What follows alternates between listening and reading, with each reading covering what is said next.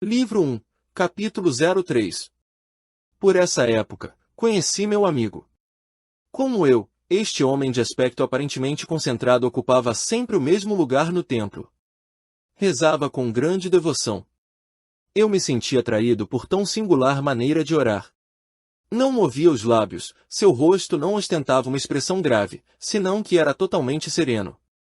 Orava com os braços em cruz e não tirava os olhos da imagem de Jesus Cristo.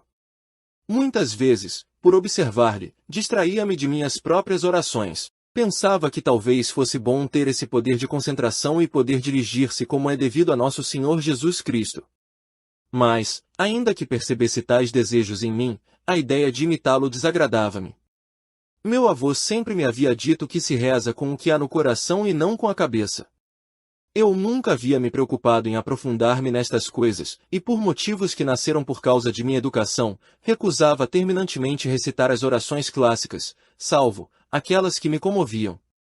Na escola, havia recebido muitas, e muito dolorosas, surras devido às minhas impertinências sobre o sentido real e prático das orações. Mas não houve surra o suficientemente forte para vencer minha teimosia, e meus professores haviam conseguido, com elas, converter-me em um rebelde contumaz.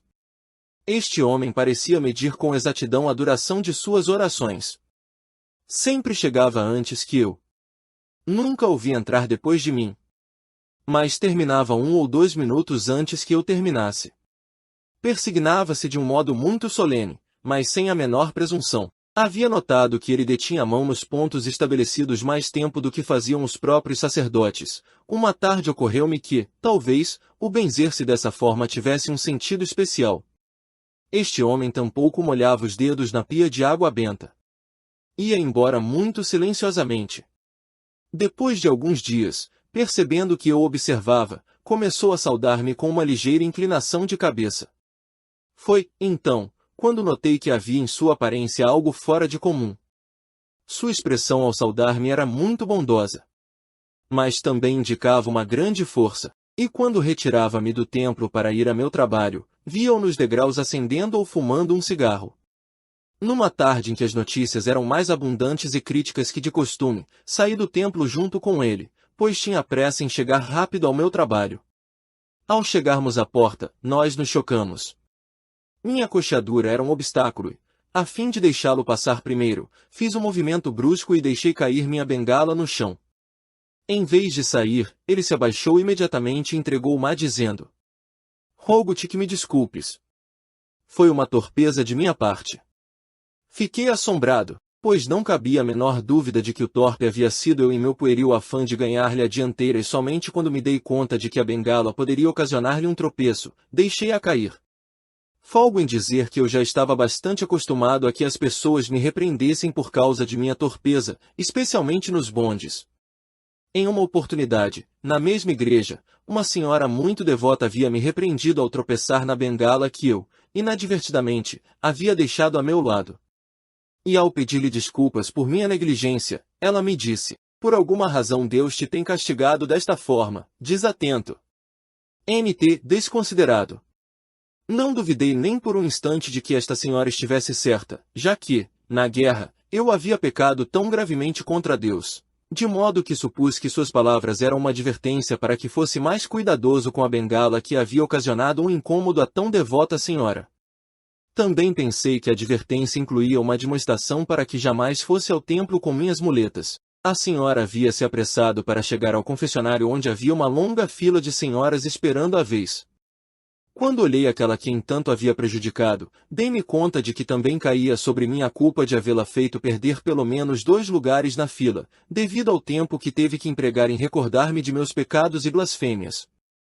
Estava dando voltas em seu rosário com as mãos agitadas e nervosas, e deduzi que esta senhora necessitava confessar-se urgentemente. Relato este incidente porque já se havia enquistado em mim certa resignação para receber as imprecações das boas pessoas, as quais minha bengala e minha perna tanto molestavam. De forma que, quando este homem estranho me pediu desculpas por algo do qual eu era o único culpado, não consegui responder nada. Tão surpreendido estava ante tal novidade. Recordo ter tratado de dizer algo, mas não sei se pude modular as palavras. Ele abriu a porta estreita muito cuidadosamente, colocou-se de lado e me pediu gentilmente: "Passa tu primeiro, por favor. Certamente estás com pressa." Eu unicamente consegui inclinar a cabeça em sinal de gratidão. Só lá fora pude recuperar-me parcialmente do assombro e disse-lhe: "O senhor bem sabe que a culpa foi minha. O senhor é muito cortês. Muito obrigado. É necessário que, aqui, destaque algo muito singular que senti nesse momento. A deferência que ele havia demonstrado produziu-me uma irritação muito curiosa. Esperei que respondesse com o já esperado, de forma alguma, aguardei com verdadeiro desejo que o dissesse, posto que me desiludiria. Que razão havia para que eu sentisse este desejo tão estranho? Ainda não posso explicá-lo. Mas ele não o disse, e então ocorreu outro fato insólito. Senti uma viva alegria ante sua leve e silenciosa inclinação de cabeça. E comentei comigo mesmo: menos mal que não seja um bajulador. NT menos mal que este não é um baboso. Depois de sua vênia, afastou-se de mim. Eu comecei a descer a escadaria do templo com aquela torpeza típica dos coxos que só podem descer um degrau de cada vez. E, nesse dia, a descida foi espantosamente lenta para mim. Tinha às minhas costas a sensação de que ele estava observando-me e que se compadecia. No geral, a compaixão que alguns expressavam ante minha coxadura tinha um sabor de hipocrisia e me irritava muitíssimo. Qualificava-a de falsa piedade, de uma fórmula banal como qualquer outra. Uma vez mais tive de mudar meu modo de pensar acerca deste homem. Meu juízo havia sido muito impulsivo. Quando cheguei na calçada, olhei para trás e o vi afastar-se em direção contrária à minha, como se não houvesse ocorrido nada. Só voltei a recordar este incidente quando, no outro dia, cheguei ao templo. Devido a certos consertos que estavam sendo feitos na parte interna, os bancos que nós usávamos para orar não estavam na posição de costume. Este homem havia ocupado a ponta do único banco do qual se podia olhar diretamente para o altar. E essa ponta estava encostada em um grosso pilar. Acomodei-me no mesmo banco, mas um pouco afastado dele e tive a precaução de colocar minha bengala atrás de mim, no assento. Quando ele terminou suas orações, sentou-se. Eu não me dei conta deste fato, senão quando a minha vez terminei e me preparava para retirar-me. O homem havia esperado pacientemente, pois para sair deveria interromper-me. Semelhante delicadeza comoveu-me, tanto mais quanto eu já havia me prevenido de seu costume de deixar o templo quando terminava suas orações. Olhei para ele, sorri e disse-lhe: "Muito obrigado, senhor." Fez novamente uma saudação com a cabeça, pôs-se de pé e esperou que eu acomodasse a postura de minha perna e recolhesse a bengala. Tratei de fazê-lo o mais rápido possível a fim de corresponder à sua delicadeza e, por causa de um movimento brusco, senti uma dor tão aguda que, sem dar-me conta do que fazia, exclamei: "Merda!" Eu já tinha a bengala em minha mão direita. Deixei-a cair para apoiar-me no encosto do banco e com a mão esquerda pude tocar a parte dolorida de minha perna. Quando estava inclinado, dei-me conta do que acabara de dizer. Levantei a cabeça para olhá-lo, sentindo que tinha o rosto vermelho de vergonha. Mas ele sorria imutável e com a mesma expressão carinhosa e amável, disse como se fosse a coisa mais natural do mundo: "Amém." Tão violento foi o choque que isto me produziu, que não pude conter o riso e foi necessário que tapasse a boca com a mão para não provocar um escândalo. Eu acabara de dizer uma barbaridade frente a este homem que, a todas luzes, levava muito a sério esta função religiosa. No entanto, não só não se havia mostrado violento nem incomodado, senão que, inclusive, havia dissipado minha vergonha e minha culpa de um modo tal que eu havia caído na mais franca risada. Porque, assim como sou violento, tenho o riso fácil. Um anda com o outro. Fiz um esforço e me repus até onde pude.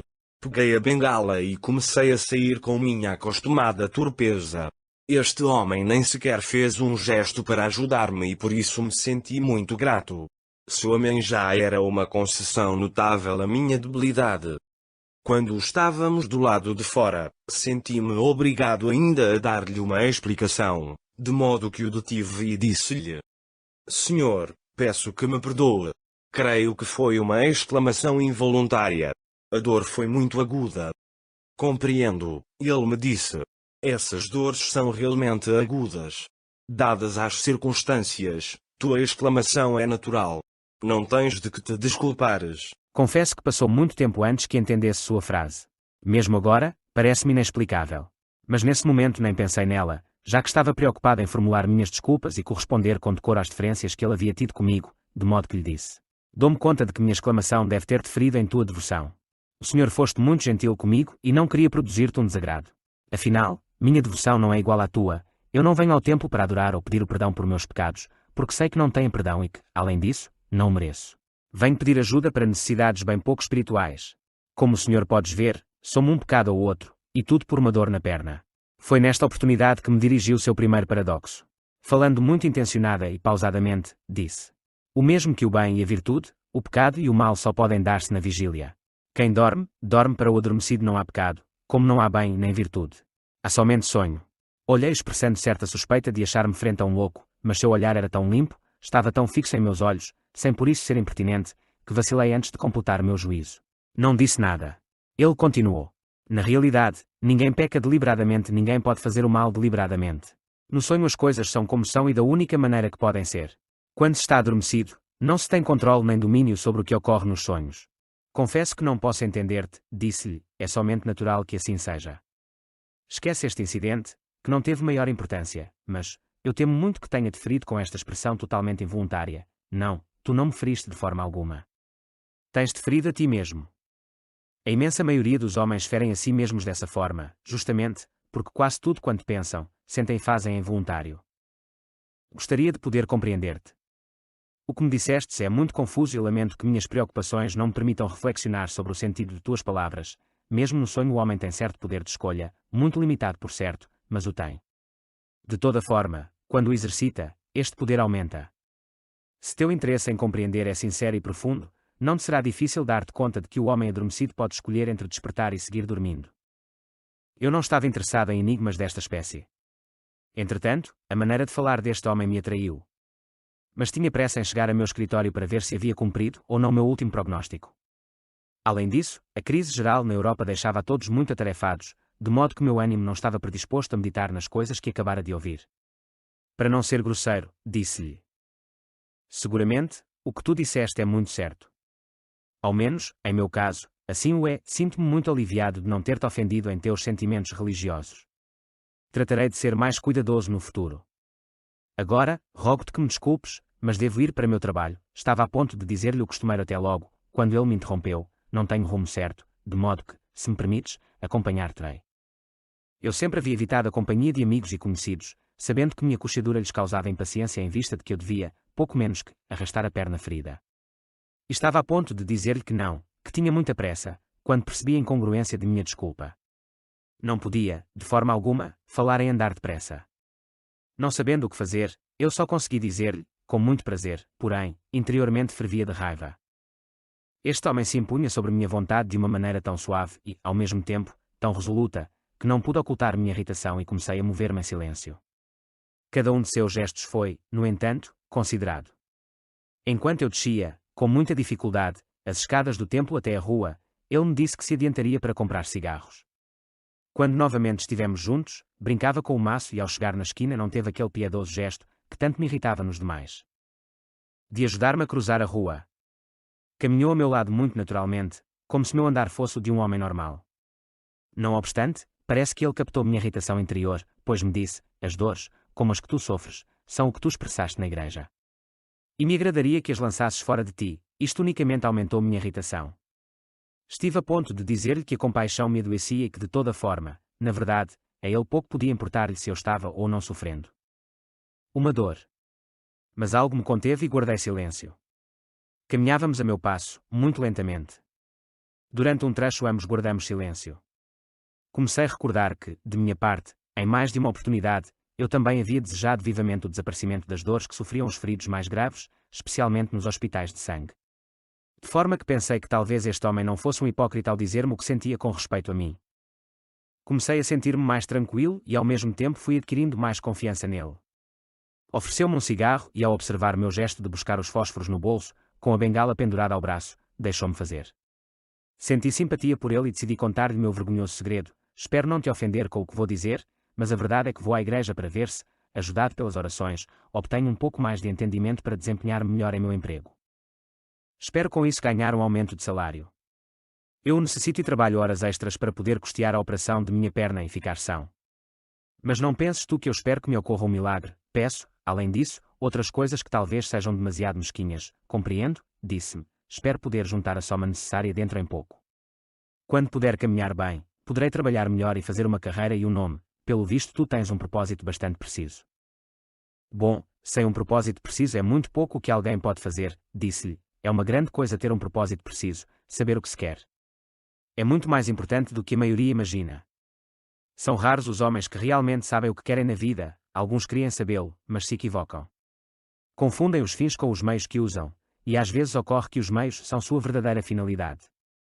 Mas como os veem como meios, porque não podem ver mais nem melhor, utilizam grandes e sublimes meios para fins bastante mesquinhos. Assim é como se prostitui o conhecimento. Este comentário produziu-me um mal-estar interior e respondi: tu te referes a meu caso, ao fato de que não vou à igreja com fins espirituais. Não, disse-me ele. Falo em termos gerais. Não creio que tu tenhas me autorizado a tratar diretamente de tuas coisas íntimas. Quanto ao mais, quando quero dizer alguma coisa, digo-a diretamente e sem rodeios. Talvez te chame a atenção minha atitude na igreja. Mas o caso é que não sei rezar, tampouco sei adorar. Só sei pedir e peço a minha maneira. A religião deixou de interessar-me por muitas razões, mas pelo visto tu não perdeste a fé e isso é o único que verdadeiramente importa. Ainda mais em teu caso particular. Há muito o que se dizer sobre a fé. É algo que deve crescer no homem. E, quanto a saber rezar, é mais simples do que tu supões. Em nossos tempos se tem complicado muito o sentido da oração. Eu opino que, quando alguém sabe o que quer e luta por alcançá-lo, ainda que não o formule em palavras, está em permanente oração. Uma vez li em alguma parte que todo querer profundo é uma oração e que jamais fica sem resposta, o homem sempre recebe aquilo que pede. Mas como, geralmente, o homem não sabe o que seu coração realmente quer, tampouco sabe pedir o que melhor lhe convém. Daí eu concluí que o Pai Nosso, por exemplo, é uma oração acessível somente a um coração sedento de verdade e faminto de bem.